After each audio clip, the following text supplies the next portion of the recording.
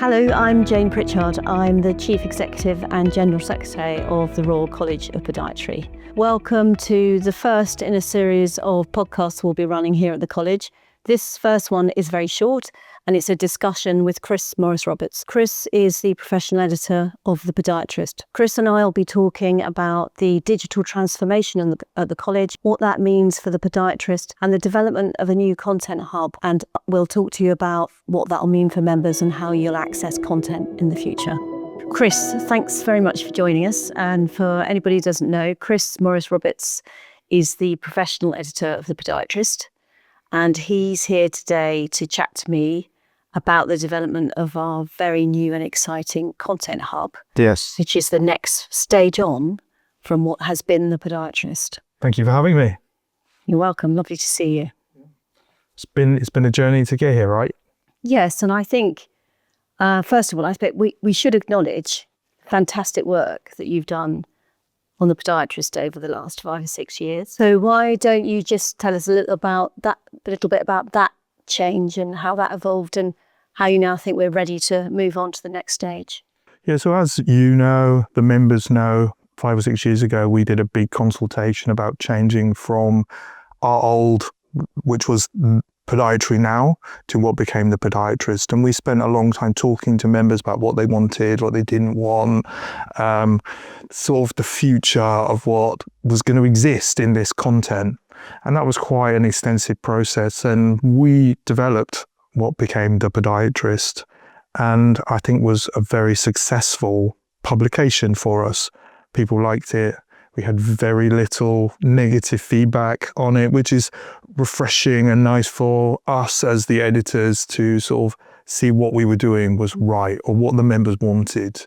And as you know, you can't stay where you are all the time. And the digital world moves fast. Yes, hard copy is lovely. Yes, it is nice to get your hands on things, but you can always print things if you want it. And I think, we think that now was the time for change for what was the Podiatrist.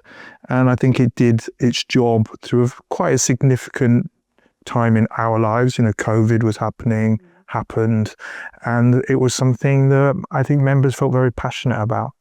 And then, you know, things change. Yes, and as you know, we've done another consultation again this time.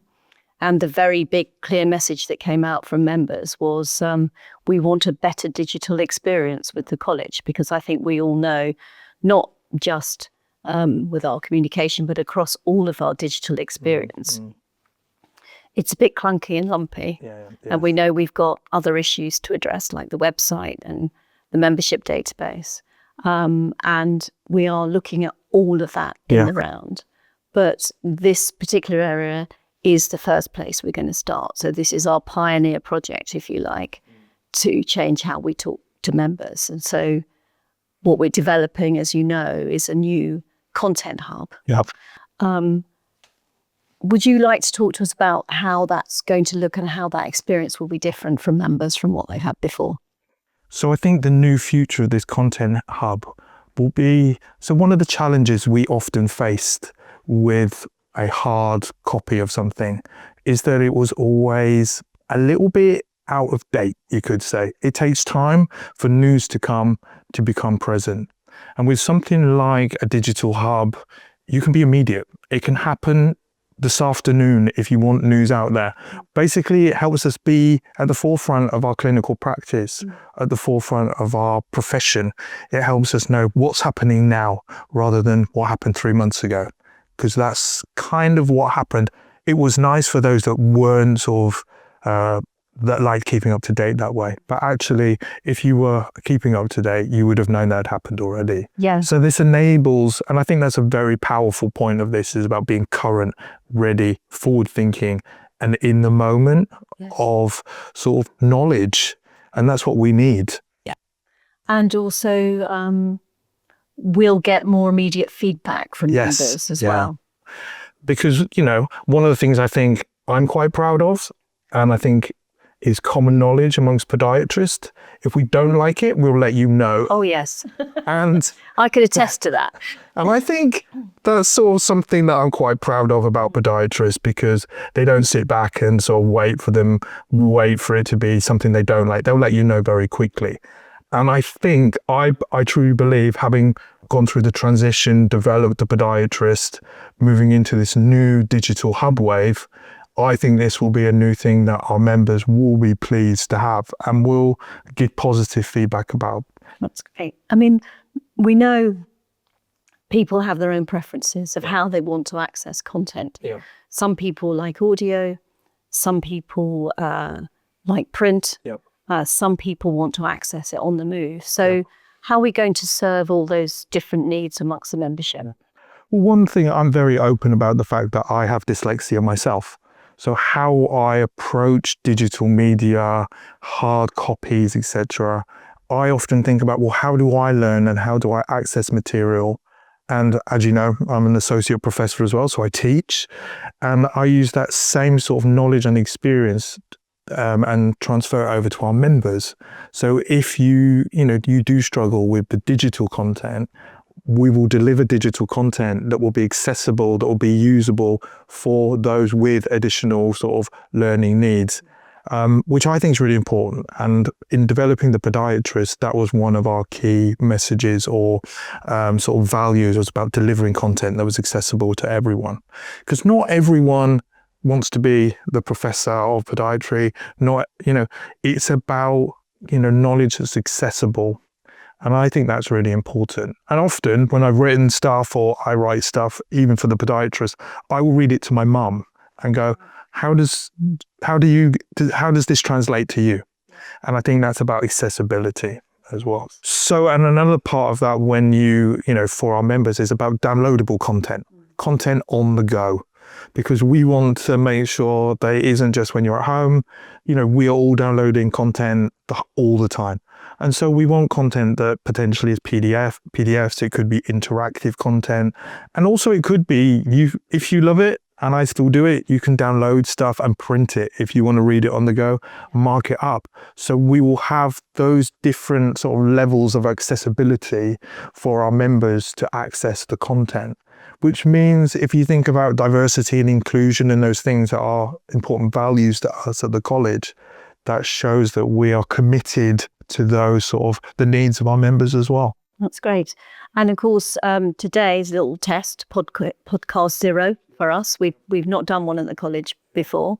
This is something that we want to be an ongoing series, not starring us. We're just here to test the channel today. So what sort of things do you think people would want to see, members would want to see in future podcasts? So one of the things that I've always been very passionate about and tried to bring partly to the podiatrist, but will translate into our new era, I think, will be talking to our everyday members. So members that are working out in community trust, that are working in the NHS, private practice, those that are doing unique practice that everyone wants to hear about. And when we listen to podcasts, we are connecting with real people doing the job and listening to how they express it at one level. We can then move on to sort of students, people in education, professors that are doing leading research to come and talk about their grants and bids and something new that potentially other members might want to get involved in. The opportunity of really developing sort of what we might want to listen to is sort of endless here. Yes, yeah. I think the important part is, and this is, us having a conversation, is that the content won't be dry. It should be interesting, stimulating, usable for your practice. So it is part of your CPD. So when it comes to audits, you can talk about, I listened to the podcast. This is what I learned. Yes. This is how it's transferable to my practice. Yes. And that is something that will sort of develop you as an individual, and it's usable then. Because we want to make sure that when it comes to those HCPC audits, this matters. Absolutely. And I just want to add to that, because as I said, this is the first stage in a significant digital transformation at the college, where we're building a platform where everything is interconnected. Yeah. So eventually, this is a pilot phase we're starting with, but eventually, probably towards the end of this year, early next year, we'll have a complete integrated digital platform available, where the ideal is you read your content on the Content Hub, your account will know you've read it, and it will be noted in your CPD repository. You will do some CPD, and that automatically gets noted. So we're trying to build those tools to make it really easy for members to monitor and capture their CPD, actually, I think is really critical. And hopefully then the HCPC audit is a breeze. That would be the ideal, wouldn't it? Yeah, because, no matter whether you like it or not, we all sit there waiting. Yeah. Is that letter coming? Am I going to be audited? Have I done enough? Yeah. And I think that's a really important part of the future of our sort of professional standing, and making it easy that we are doing it continually. Yeah. Because it is called continued professional development. Yeah. And if we're listening to it, if we're part of the digital strategy, we're engaging, then it makes it easy. And that's what we want. It doesn't need to feel like work all the time. Yes. And I think from my perspective, I would like to think that what we're doing for members is presenting a very integrated, joined up membership service, which I think at the moment has been fragmented and a bit confusing. Yeah. And that was one of the big messages that came out in the survey with the members. Is there's so many different things going on. I access them in different places. Yeah. I would like to get this all from one place and see how it all links up together. Yeah. So that's what we're trying to achieve, I think. And also, I'm sure you will second me in this, is create a channel for people to feedback and tell us what they think. We want to hear what people think. We can't react and do anything unless we know what you think. And also, it's part of that, if, this is just me thinking off the cuff, when it comes to digital content, people could send stuff in. People could send in their own little audio clips and things that we can include and edit in. And that's interesting, and that's sort of current and fresh. And I think we're in a place to actually embrace that more than we've ever done. And I just want to add, I've been a member of the college for nearly 30 years myself. So these things are not just important to me, they're also exciting to me because I'm a member too. Yeah.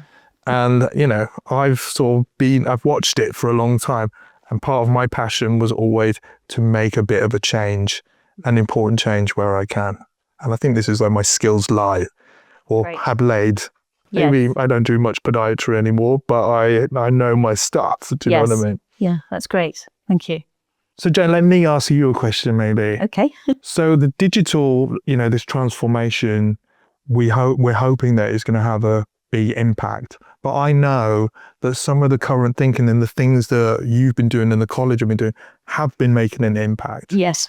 And so I know what some of these are, but maybe can you remind me? Yeah, absolutely. So to sort of go back to our strategy that we set up and launched at the beginning of last year, I very quickly recognised when I got here that there was an issue, and that the numbers of people going into podiatry was going down, and the number of people registered is going down. So we set a 5-year ambition to grow the size of the profession.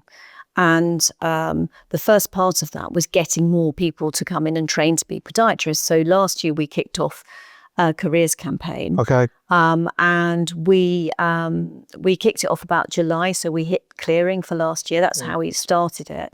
And we're really delighted to get reports back from the podiatry schools that resulted in a roughly 30% increase in applications to podiatry courses, which is incredible. Amazing. Yeah, that's amazing. So we're building on that now, and we'll carry on with that for the whole of the 5-year strategy. We'll keep doing that to drive that. Didn't I spot, isn't there an advert on Now TV or there Sky is. or? Yeah, there's been an ad on Sky TV streaming, and I think Virgin streaming, and that is a generic ad about looking after your lower limb health and encouraging you to go and see a podiatrist. So that's working really well, and now we're going to build on that campaign with further social media content advertising, and maybe even some outdoor poster advertising as well. So watch this space. Yeah, I think that that stopped me in my tracks, that one. I think I was doing something that was like podiatry. Yes. What? Yes. Yeah.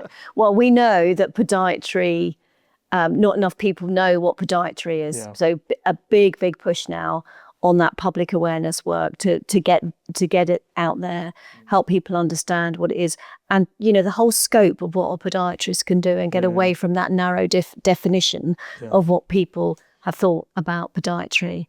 And I think that too, us getting out there, having more awareness, showing the profession that we're doing more, I think that's had an impact on our membership as well, because this year, or the end of 2025, our members had increased by some more than 200. That is the first increase in membership for 8 years. Oh, that's impressive. So that is really, really good news. Yeah. And obviously we want to build on that as well. Yeah, and that will make a difference to the future for us. And Of course that's it the will. whole... Of course it will. And if we're having more students coming in, we've got to be talking to them the way that they want to access content, the way they're used to accessing it. And so we've got to, as well as welcoming them into the profession, we want to keep them here. Yeah. So we have to talk to them the way they want to receive their content. Yeah, and I think that's, if we go back to then the digital, hub, the content, the way I see it as well, will be snappy. It will be accessible. It will be, to keep you sort of your knowledge abreast, but also you're not sort of stuck on a 3-hour lecture about something. We want it to hit the spot pretty quick. Yes, but without losing the gravitas and the clinical excellence that underpins it all. And part of our strategy also is building the college to be an international centre for clinical excellence on podiatry, and that the team under the leadership of Helen Branthwaite very much working on that. So we will continue to build evidence and build that repository with scientific rigour as well, I think. This new content hub as well will allow us to have a relationship with the journal. Okay. So that I know that did happen in the podiatrist, but we can do this a bit more, and we can encourage younger people coming into the profession, and we can support them to think about writing articles, think about starting research, and give them more support in that light as well. So it's a great opportunity for us to open up our knowledge and our content to a broader audience. And having podcasts actually talking to the researchers about their research and their publication is very different than just sort of reading a little blurb about it. Yes, I mean, sometimes reading it can feel like hard work concept, but listening to somebody talk about it who's passionate about something is completely different. So I totally agree with you there. We have people that will come and talk about their research or their project. I know at conference this year, Sarah Bradshaw came, and she's with a tiny bit of money actually developed a new app around dermatology, and she's so enthusiastic. And once you meet someone and they explain it to you, and it's just a different experience to just reading a document about it. So I think that's definitely sort of a transition from the podiatrist to what our new digital hub will have, and podcasts, actually hearing those people speak. Yes. And I'd want to listen to that. Yeah. It's been great talking to you, Chris. I don't know about you, but I'm really excited about what's coming. And I'm sure we're going to get to hear from and see and meet many, many more members as well, because of the way we're approaching this. So look forward to seeing the launch and to how this grows over the next few years. I'm very excited about it. Thanks a lot, I think Chris. if we do what we did with the podiatrist in the future, it's going to be great. I'm very excited about it. Thank you very much. My pleasure.